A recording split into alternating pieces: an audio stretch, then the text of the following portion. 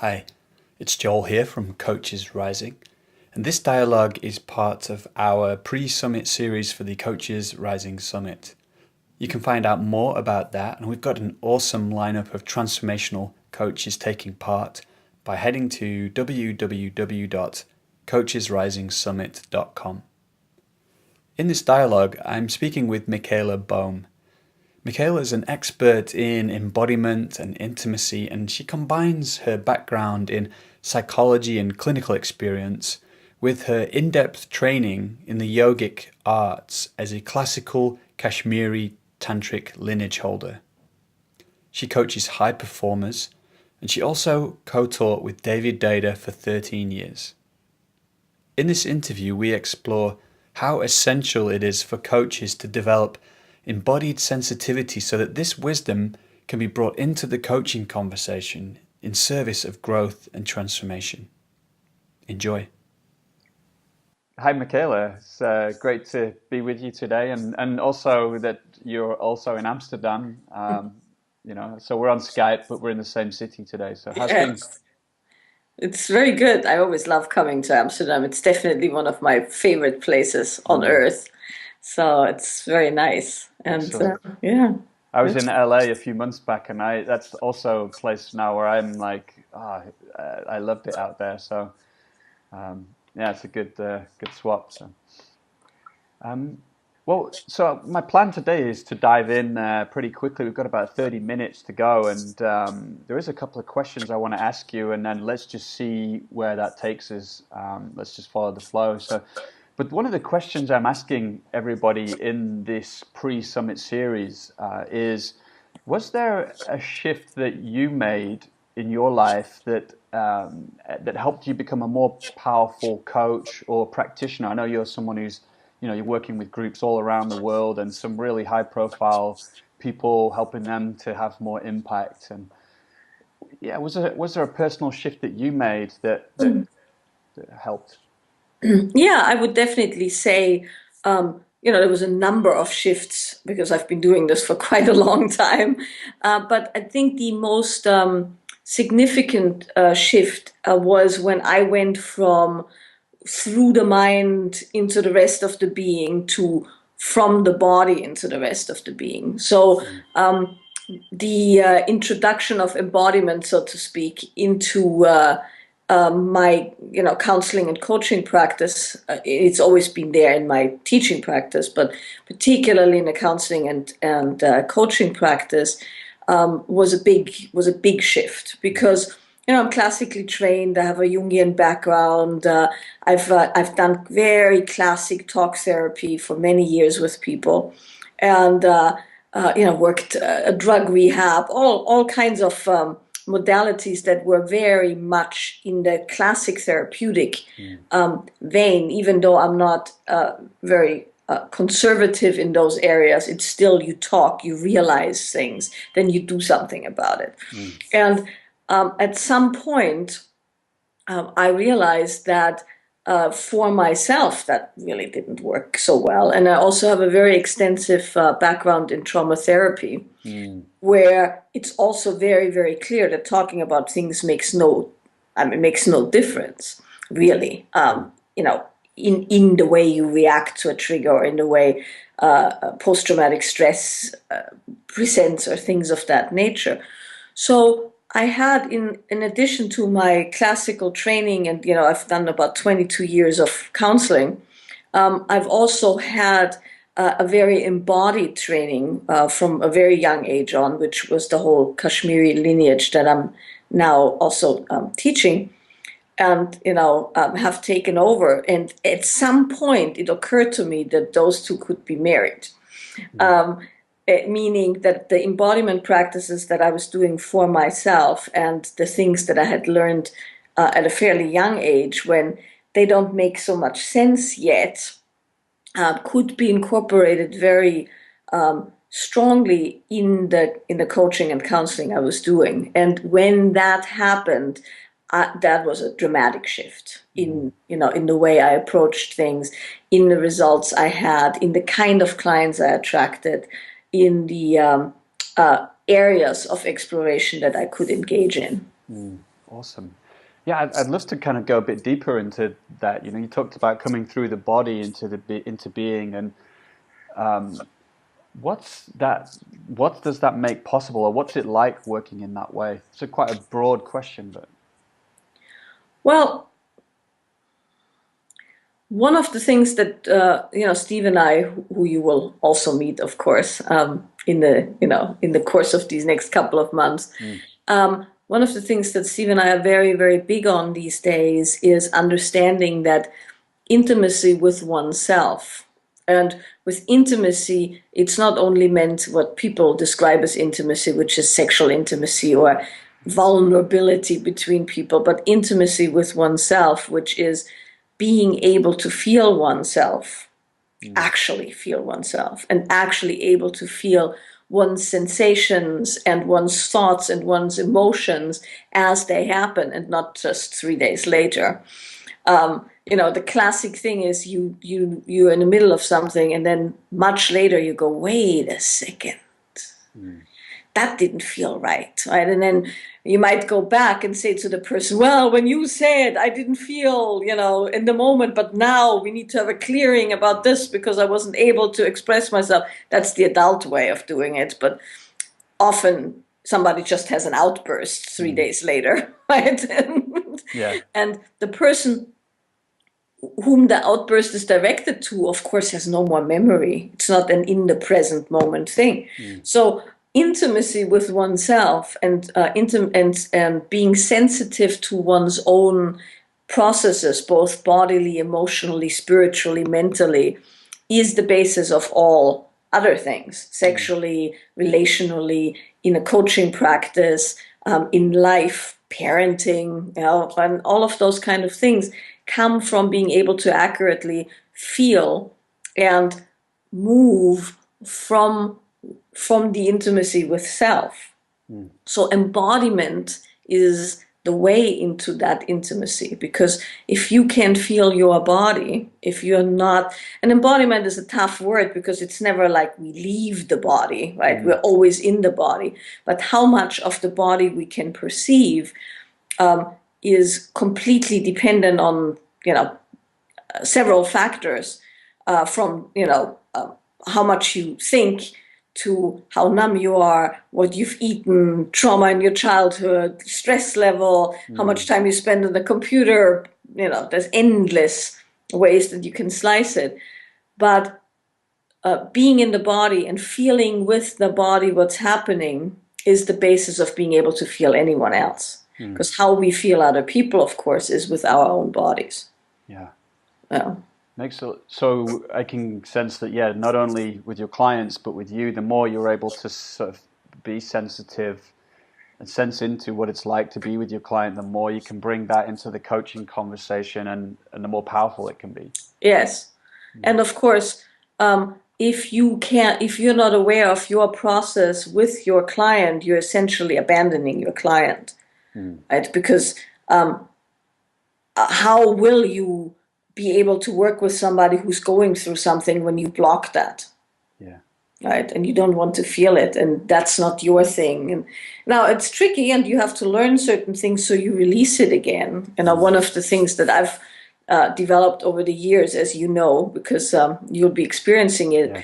is a modality called nonlinear movement method, which is all about how do you sensitize, what how do you unwind it, how do you work with the sensations and emotions that occur in the body, how do you feel what that is and not let it take over, Mm, but use it.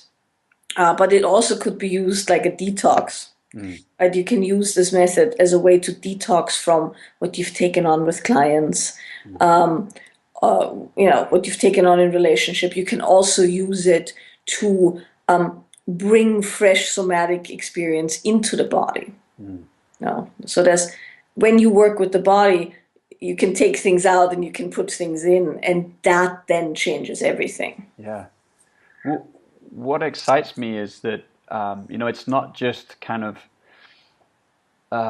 working with the body, but this kind of sense of feeling, the felt sense, and um, where I get curious is of course we can coming into the moment and feeling in this way and becoming sensitive can be powerful for healing. And you mentioned trauma and for kind of metabolizing that the conditioning we've inherited in the trauma, but also it seems that can be incredibly powerful for performance. So the more I can become sensitive and clean myself out, then the more I can also be a kind of conduit to perform. I wonder what you think about that, or if you work in that way with your clients too. Oh, totally. Yeah. The other shift in my practice, so to speak, is of course, or was of course, when I decided that I was only going to work with people in high performance situations. Mm.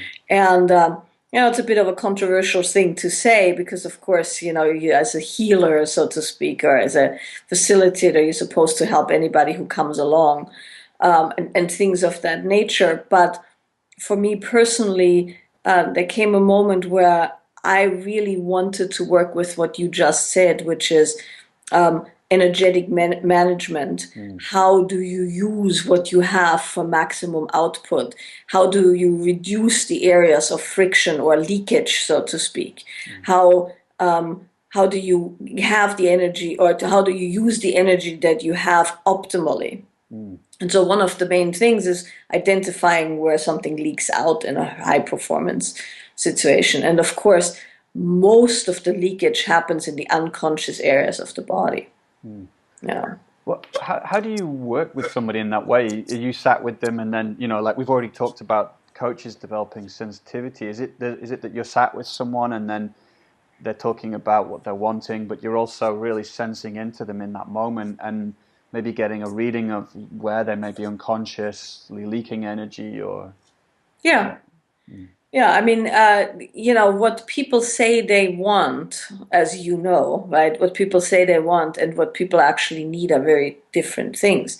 And now, of course, you want to respect the wishes of somebody who entrusts themselves to you. And I always do that because anything else would be, infantilizing or patronizing. Mm. But at the same time, um, you look for the unconscious habits that make it so these things can't happen fully.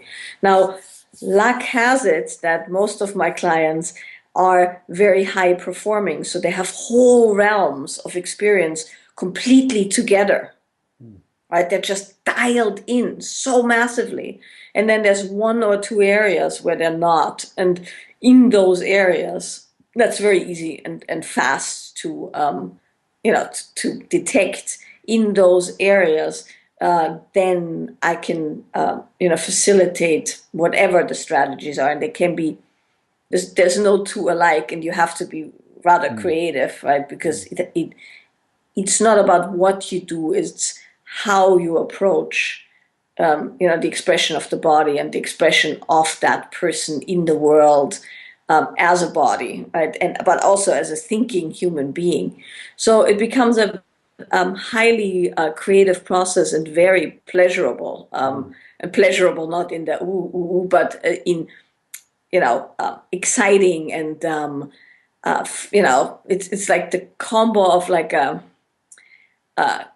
puzzle, a koan, and some good suspense novel or Mm. something, Yeah, yeah.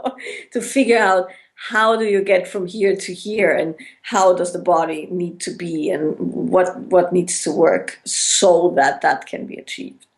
Well, I get curious how, because I love that the way you're sort of talking about that as a koan or something, and I'm curious how that works over a period of time. Is it like you meet someone and then you kind of sit and then you're getting a real good sense of what they want and what they might need, and then they get some kind of practice or something and they take that on and come back and it gets fine-tuned over time and maybe new practices come in or Well, it depends, right? People come for different ways, and mm. often people come for something acute, so to speak. So the first thing is triage.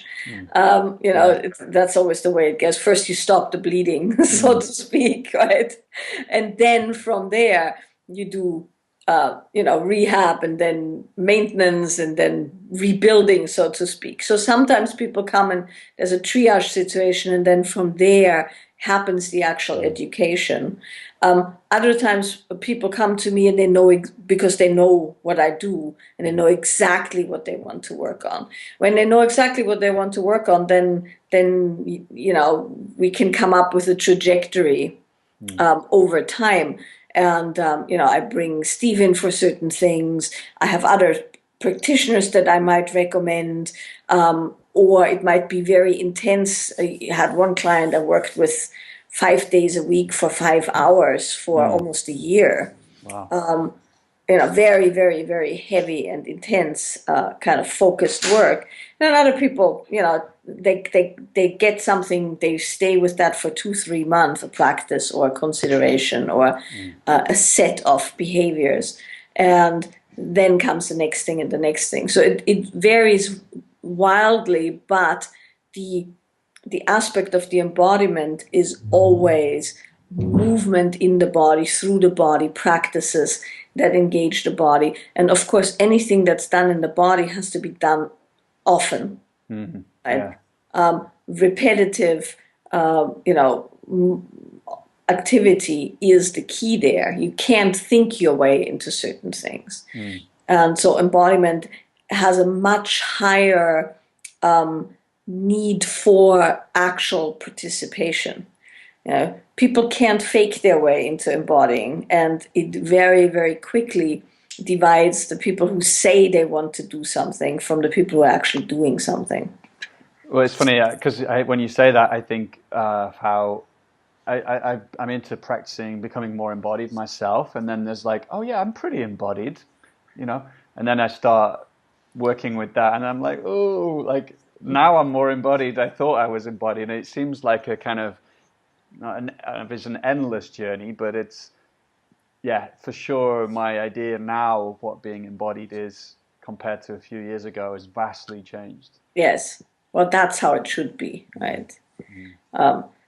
Over time, you become much more aware, and you uncover all the different areas, and that can only be done by you engaging in that process. There's not much thinking one can do. No, Yeah. thinking your way into it. Yeah. Or reading your way into it or something. Yeah. Lots of people have tried thinking their way into a good body, but that, still requires movement in the gym. Yeah, yeah. There's another question that I've been asking people in this pre-summit series, and we may have been talking about this already, but the question is like, if there was like one piece of wisdom you would give to coaches that you think would help them become more effective and more skillful, like what would that be? And it's a bit of a controversial question because like the one thing, of course, but yeah, what comes up for you when I ask that? Well, I don't think it's controversial. I think it's very important because coaches often, like nurses, right? Not to draw a direct comparison because it's very different skill sets, but there's quite a big burnout. There's lots of people who come in very gung-ho and they've gone to the coaching school and they're all like, yeah, and there's all this stuff and they have all these plans and these checklists and a this and a that, and then they burn out very quickly, or they hit a certain kind of a limit to their own ability. So they stay in a very narrow band of what kind of clients they get or what kind of income they get, or, things of that nature. And I know that there's coaches who are essentially specialized in coaching coaches how to be better coaches. So you can kind of get an idea of where the leakage happens right there. Yeah. And so I think it's a very important question to ask.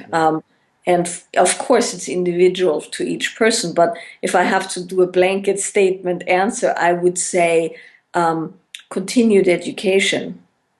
And continued education specifically not in the coaching arena.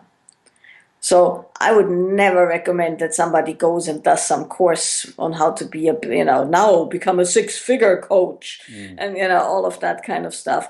What I would recommend is learning some activities that have absolutely nothing to do with the world of coaching. Yeah. But that spark new explorations, new ways of looking at things, and that could be anything from going to a museum you've never been to listening to music you've never listened to going in a bookstore and picking up some books on some issues that you have never considered, or looking at photos of things that are completely foreign, or traveling somewhere, or engaging in whatever, reading Latin. It doesn't matter. Anything that breaks the existing structure of one's thinking. Yeah.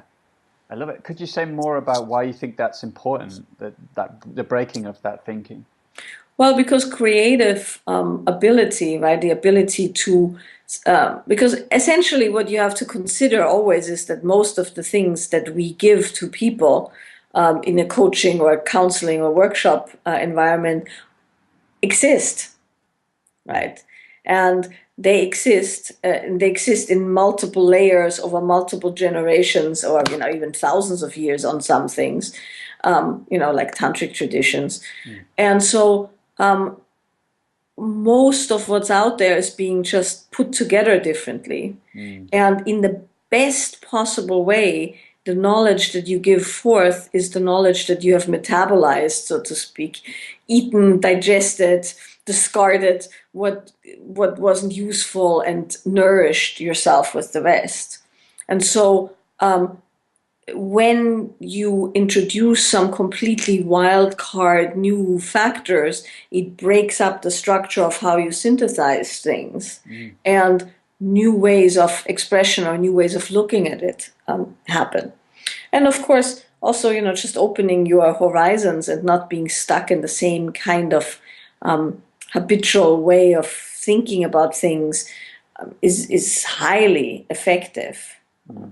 That could be anything. I mean, it could be anything from, like I said, going to a museum, to traveling, to doing something with your body you've never done, eating things you've never eaten. Could be anything, Mm.